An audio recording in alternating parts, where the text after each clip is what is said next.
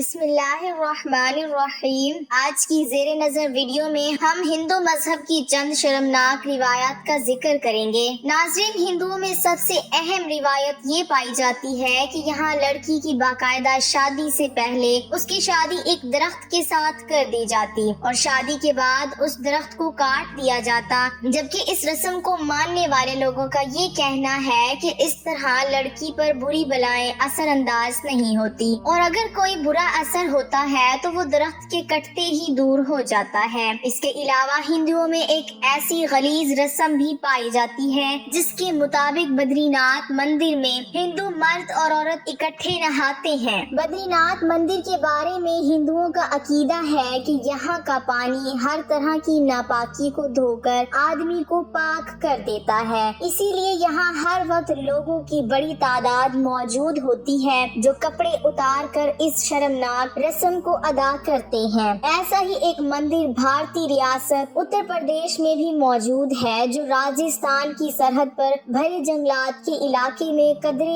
ایک غیر معروف انوکھا مندر ہے جو زیارت کے بعد گناہوں سے پاک صاف ہونے کا سرٹیفکیٹ بھی فراہم کرتا ہے۔ کہا جاتا ہے کہ اس مندر کے پاک پانی میں غسل سے انسان گناہوں سے پاک ہو جاتا ہے۔ یہی وجہ ہے کہ اس مندر کے باہر عقیدت مندوں کی قطار لگی رہتی ہے۔ اسی حوالے سے مندر کے پجاری جگدی شرما کہتے ہیں کہ سن 1947 سے اب تک 6 پجاری رہ چکے ہیں اور ان کی جانب سے جاری کیے گئے تمام سرٹیفکیٹ کا ریکارڈ بھی مندر کے پاس موجود ہے۔ یہ مندر لارڈ شیوا کا ہے اور قبائلی لوگوں میں خاص طور پر مقبول ہے۔ مندر کے احاطے میں پانی کا ایک بڑا ٹینک موجود ہے، اسی میں لوگ بدن اور روح کی پاکی کے لیے ڈبکی لگاتے ہیں، اور اس روایت کے بارے میں کہا جاتا ہے کہ گوتم نامی ایک گیو نے اس مقام پر ایک جانور کی جان لی تھی جس کے سبب وہ ملعون قرار دیا گیا تھا۔ گوتم نے آ کر دیوی سے دعا کی تو دریائے گنگا مندا کنی کے روپ میں ظاہر ہوئی اور اس نے اشنان کیا اور اپنے آپ کو گناہوں سے پاک پایا۔ تبھی سے لوگ یہاں اپنے گناہ دھوتے آتے رہتے ہیں۔ سرٹیفکیٹ دینے کے لیے مندر کے پجاری صرف 15 روپے چارج کرتے ہیں اور مندر سے جاری کی جانے والی سند میں اس بات کی تصدیق کی جاتی ہے کہ فلاں شخص نے اس مندر کی زیارت کر لی ہے اور مندا کنی گنگا میں نہانے کے بعد انہیں گناہوں سے پاک قرار دیا جاتا ہے۔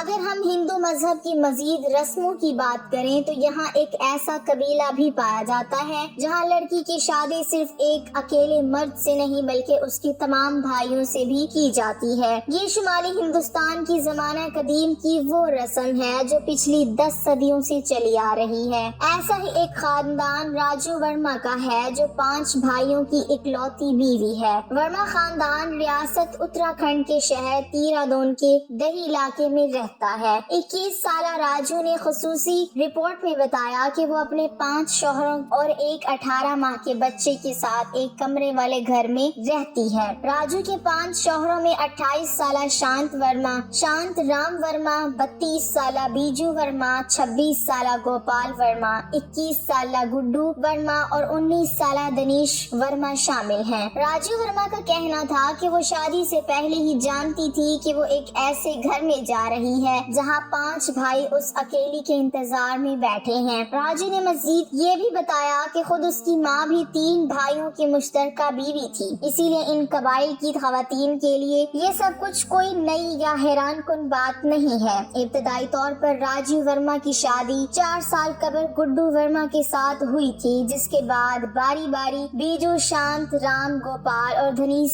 سے بھی راجو کی شادی کی باقاعدہ رسمیں کی گئیں، جبکہ راجو کی 5ویں اور آخری شادی دلیش سے کی گئی۔ پہلے دلیش کی عمر کم تھی لیکن جیسے ہی وہ 18 سال کا ہوا تو وہ بھی شادی کر کے راجو کے شوہروں کی فہرست میں شامل ہو گیا۔ حیرت انگیز طور پر پہاڑی علاقے کے اس محنت کش خاندان کے گھر میں کوئی چارپائی بھی موجود نہیں ہے، اسی لیے یہ تمام افراد فرش پر رضائیاں اوڑھ کر سوتے ہیں۔ سب بھائیوں کی یہ اکیلی بیوی ہر رات ایک الگ شوہر کے ساتھ سوتی ہے۔ راجو کا کہنا ہے کہ وہ خود بھی نہیں جانتی کہ اس کے اکلوتے بچے کا اصل باپ کون ہے، کیونکہ مجھے ہر رات ایک نئے شوہر کے ساتھ گزارنا پڑتی ہے۔ راجو سے سب سے پہلے شادی کرنے والے اور قانونی طور پر اس کے واحد کفیل گڈو ورما کا کہنا ہے کہ ہم सब भाई बारी बारी राजू के साथ हम बिस्तरी करते हैं, लेकिन मुझे कभी जलन महसूस नहीं हुई, बल्कि सच तो ये है कि हम सब बहुत खुश हैं। राजू ने बताया कि उसे बारी बारी सब भाइयों के साथ रात गुजारना होती है, लेकिन वो खुश है क्योंकि उसे एक शौहर रखने वाली बीवियों की निस्बत ज्यादा तवज्जो और प्यार मिल जाता है। इस रस्म यानी एक औरत के कई शौहर रखने की रिवायत का ताल्लुक हिंदुओं की संस्कृत जमाने की मुकद्दस नज़म महाभारत से जोड़ा जाता है, जिसमें बताया गया है कि पांचा के एक बादशाह की बेटी दाराओपीदी ने भी 5 भाइयों से शादी की थी। ये रस्म खत्म होते होते अब हिमालय के पहाड़ों के नजदीक वाक़े इन हिंदुस्तानी और चीनी देहातों तक महदूद रह गई है, जहाँ पर अब भी पुरानी रस्मों पर चलने वाले कबाइल आबाद हैं। ये कबाइल इस घटिया गरीब रस्म का दिफा करने के लिए इसके 2 जवाब फराहम करते हैं, जिनमें से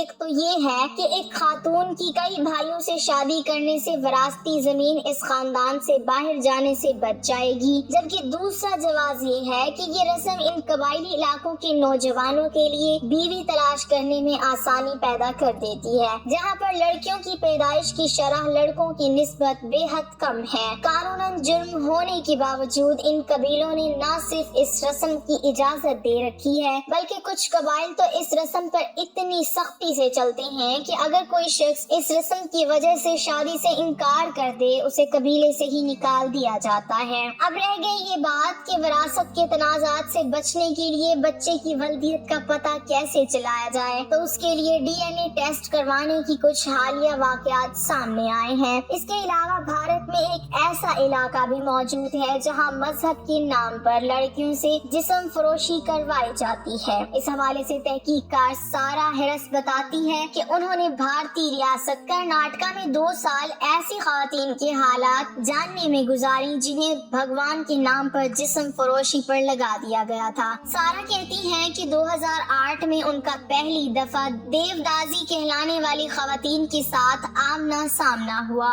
ये खवातीन आम जिस्म फरोश खवातीन से खासी मुख्तलिफ नजर आती हैं, जबकि ये मजहबी रूप में होती हैं, रंग बिरंगे लिबास पहनती हैं और जेवरात का इस्तेमाल भी करती हैं। लेकिन बदकिस्मती से ग्राहकों के लिए इनमें और आम जिस्म फरोश खवातीन में कोई फर्क नहीं है। वो बताती हैं कि सिर्फ रियासत कर्नाटका में ही ऐसी खवातीन की तादाद 23,000 से जायद है, जिन्हें उनके अपने घर वालों ने ही देवदासियां बनाने के लिए मंदिरों और पुरोहितों को बेच दिया था, जो इनसे शर्मनाक धंधा करवा रहे थे। सारा कहती है कि अगर तारीख का जायजा लिया जाए तो ये शर्मनाक रिवायत 14 से 1500 साल पुरानी है, जब कदीम भारत में लोग अपनी नौ उम्र लड़कियों को अफजाइश नस्ल की देवी यलामा से मंसूब करके मंदिरों में छोड़ दिया करते थे। इब्तदाई दौर में ये देवदासियां अमूमन मंदिरों की देखभाल किया करती थी और मजहबी रसूमात में शिरकत करती थी, लेकिन बाद इनमें गाने बजाने और उमराहा